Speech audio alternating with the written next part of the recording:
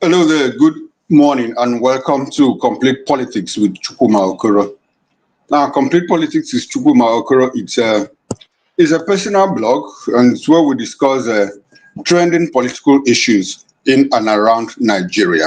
I am Chukwuma Okoro and I hope your day is going well as you join us in this program. Well, we have breaking news this morning, and the breaking news is that Ghana has recalled its High Commissioner to Nigeria. But hold it there. Before you think that there is a diplomatic row brewing between Ghana and Nigeria, you are getting it all wrong.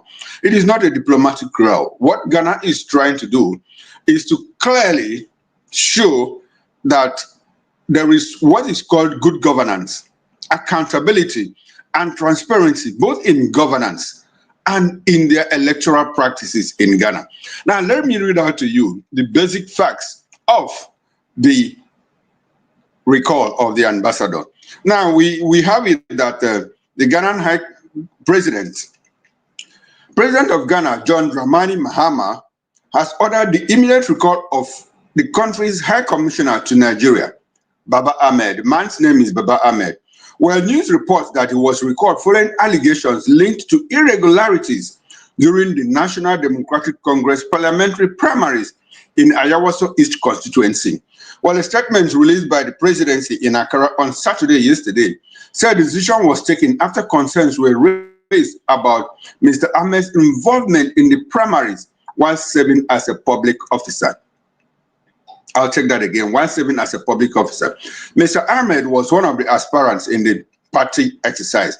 The presidency explained that the recall takes effect immediately and was meant to prevent any appearance of wrongdoing or breach of the government's code of conduct for political appointees. Well, it added that given the situation, Mr. Ahmed could no longer continue in his role as High Commissioner representing Ghana in another country, Nigeria, to be very precise. Well, the statement also noted that allegations of vote buying were reported against more than one aspirant who took part in the primaries held on Saturday. These claims led to growing concerns within the party and the government. The action by the president followed a public announcement by the General Secretary to NDC that the party had begun its own investigation into the allegations rising from the primary election. Well, the presidency said the president had taken note of the party's internal probe, but decided that swift action was needed based on standards expected of public officers. This is very clear, standards expected of public officers. As a result, the Minister of Foreign Affairs was directed to begin all required administrative and diplomatic steps to enforce the recall, where the government stated that the decision was taken without interfering with the party's ongoing processes and was aimed at protecting the integrity of public service. Nigerians, you have heard it all. The president of Ghana has deemed it necessary to recall Ghanaian's High Commissioner to Nigeria following allegations of electoral malpractice bordering on misconduct during primaries and vote buying. What do you have to say about that? Now, let's come back to our own country, Nigeria. Recently, over 3 months ago, our President Bola Ahmed Tinubu, made appointments of over 100 career and non-career ambassadorial positions. They went through screenings in the Senate. And let me read out the few names, the troubled names that Nigerians say, hey, Mr. President, are you very clear on what you are doing? Are these the kind of people that should go and represent Nigeria outside the shores of this country? Bearing that Nigeria is going through a lot, both within and at the international level. Now, one of the persons appointed as ambassador designate was the man that conducted the last election in Nigeria, talking about Professor Yakub Mahmoud. Yakub Mahmoud has been adjudged to have conducted the worst election in the history of Nigeria.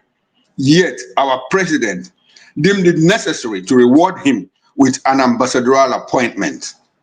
That's number one. Number two, Mr. Rene Emokiri, a man who had clearly carried out campaigns in the United States and in the UK, alleging that our president was a drug lord.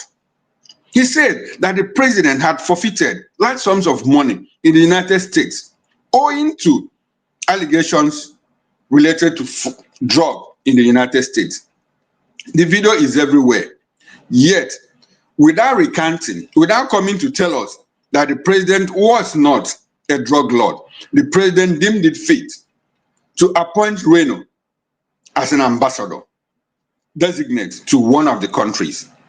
Away from Reno, we have a man called FFK, Femi Fani-Kayode, who was against the president and the APC at the height of the campaign. In everything he did, he said Buhari's government was a government of the Janjaweed militia, Fulani headsmen and all of that, destroying Nigeria. There's nothing that Femi didn't say about this country and about the president. Now he moved over to the APC. The president deemed it fit to appoint him as an ambassador designate to one of the countries. We also have Ibok Ete Ibas. Ibok Ete Ibas, retired chief of naval staff. He was appointed by the president as the sole administrator to Rivers State when the president declared a state of emergency in Rivers State, a state of emergency that was clearly controversial. Controversial because before the president went to the National Assembly to seek approval for that declaration, he had already declared the state of emergency before he now went to the National Assembly. But within 48 hours, as stipulated by the law, the president had to go to the National Assembly. But you know what? At the National Assembly, during the hearing and plenary and everything, it was a voice vote, not a counted vote. And we were told that the heirs have it, and they approved the state of emergency in Rivers State. For 6 months, the governor and his deputy were suspended. Democratic institutions, like the State House of Assembly, were suspended. And Ibok ran that state for 6 months. And after that, despite all the complaints, PDP went to court, a lot of individuals went to court, and the Supreme Court of Nigeria did not adjudicate on that case until well after the duration, the expiration of that state of emergency. A few months later, our president appointed Ibok Ete Ibas as ambassador designate to one of the countries. Let's leave Ibok Ete Ibas and let's go to former Minister of Internal Affairs, former Chief of Army Staff, Abdurrahman Dambazao, a man who clearly said that, look, the Nigerian government should pay ransom and grant amnesty to terrorists.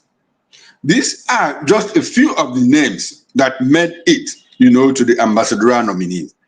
And I can go on and on and on. And I've just mentioned 5 of them out of the over, I think, less than 100 and all of that, both career and non-career ambassadors. But look at our neighboring country, Ghana, that their high commissioner was already serving and involved. It was now discovered that he was involved in electoral malpractice. And you know what? The president said, no, we cannot take this. He had to recall him to come and answer to allegations of electoral malpractice involving manipulation and vote buying. But what do we have in this country? People that conducted the worst elections, people that had done all sorts of malpractices, people that had aided and abetted, that are complicit in the insecurity and the electoral malpractice that we have witnessed in this country are rewarded with ambassadorial positions. What does that tell you about Nigeria as a country? What does that tell you about governance in Nigeria? What does that tell you about leadership in Nigeria? It says a lot. It speaks a lot about who we are in Nigeria, about who we are in West Africa. And let's talk a bit about West Africa. Nigeria is supposed to be the big brother in Africa. Of course, the most populous. Out of these formerly 15 ECOWAS countries, Nigeria's economy is even supposed to be bigger than the economy of the other 14 combined. Now, 3 countries have left: Mali, Burkina Faso, and Niger. So let's concentrate on the 13, on the 12 that are left. Nigeria is supposed to be the big brother Africa, but are we doing that? No. We have practically lost everything to Ghana. Microsoft, one of the big tech companies, left Nigeria to Ghana. And when it was time for African Continental Free Trade Agreement to choose a head office, where did they go to? They bypassed Nigeria and went to where? And went to Ghana. When Obama wanted to visit Africa, West Africa. Where did he go to? He went to Ghana. And I can go on and on. So it simply tells you that at this point that Nigeria has lost it. But it's all a question of leadership. What kind of leaders do we have? Our leaders, do they listen to us? Are they intentional in making sure that they drive a process of change that will take Nigeria back to where it was before? By 1960, when Nigeria had independence, other African countries, the black race looked up to Nigeria. But what do we have today? We are at the backseat. Look at how our presidents are treated. When I think it was Buhari that went to the inauguration of Cyril Ramaphosa in South Africa. Where was he? He was given a backseat. He was given a backseat. South Africa does not even recognize Nigeria anymore, despite all that we did for them during the apartheid era. In all parts of the world, Nigerians are harassed, hounded, beaten, killed, and all of that. Yet we have a country that is supposed to be the biggest and the best in Africa with all the natural resources we have. As of 2015, let me remind us, Nigeria's economy was worth $500 billion, and it was the biggest in Africa. We slid to number 4, and we have just managed to go back to number 3, which is more like a bounce back. It's not even sustainable at this moment. Until next year, if we remain at that level, next year, 2 years, then it becomes sustainable. But for now, it's just a bounce back. So nobody should gloat about that. It should not be a campaign, a campaign slogan for people that want to tell us, well, the economy is doing well and all of that. It is quite disheartening. We should learn from Ghana. And you know what? We were even told that the Ghana Electoral Commission came to Nigeria to understudy our laws, our electoral laws and all of that. And when they went back, they perfected it. And what do we have? We have a situation where our elections constitute what Nigerians call a charade. Nobody cares about what happened. What we are told is you have to snatch it, grab it, and run with it. Obasanjo told us, well, that politics is a do or die affair. It was only Jonathan that said, my presidency is not worth the blood of any Nigerian. That is the kind of leaders that Nigeria should aspire to have, and not people who care less. People who care less about what we are, about where we are headed, and all of that. It's quite unfortunate. By next year, we are going into an election, 2027, but everything started like 2 years ago. People started campaigning. Oh, this person has endorsed this person. Oh, this person has endorsed this person. Less than 1 year into that administration. Is that how we are going to travel to reclaim our glory as the hope of the black race? No, I don't think this is the way we'll go. It is time that, but in all of this, I don't blame only the leadership. It's a shared responsibility between the leaders and the led. We are always told that, look, in political science, well, even beyond political science, it's become a social mantra that, well, people deserve the leadership they get, and people get the leadership they deserve. Until Nigerians wake up and do what is right and take their destinies into their hands, nothing will change in this country. Unfortunately, when we say that Nigerians should take their destinies into their hands, people think that it is about revolution. No, it is not about warfare or revolution. It's about doing what is right. Play your own part. Do you have your PVC? Do you go to vote for leaders, credible leaders, or do you stay back at home and say, well, it doesn't concern me, let them do their thing? That is where the problem starts. Until we get to a point where Nigerians will wake up, go and register for it and collect their PVC. Your PVC is your power. Your vote is your power to change things the way they are. Nobody is asking you to go and carry weapon to remove the government in power. No, the only weapon you have is your vote, your PVC. Go and register. Don't say I'm not concerned. Don't feel unconcerned. If you play your own part, if everyone plays one's part, Nigerians who are able to make this country work for all of us. Unfortunately, when people say that we are resilient, no, I don't agree with that. We are not resilient. We are docile as a people. And until such a time that we change and take responsibility for making this country good, things will not work for us. things will not work for us. And to you leaders, please do what is right. What will it, I mean, what does it profit you if you are in government and your people are suffering? As we see now, economic decline, insecurity everywhere, 178 people killed in Kwara, in cold blood, and everywhere is quiet.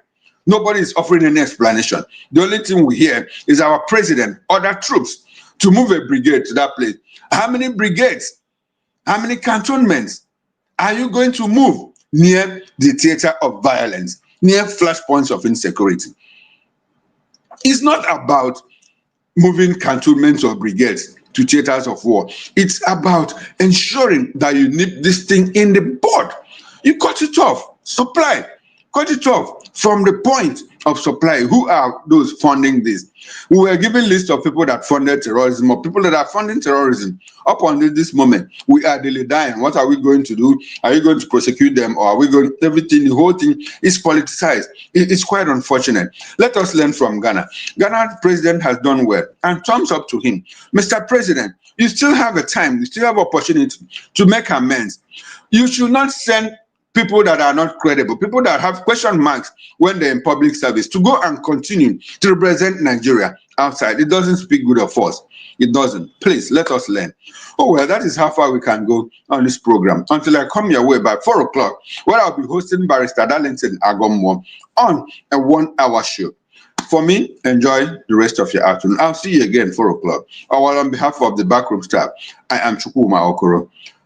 See you again on top of the hour of 4 o'clock. Bye for now.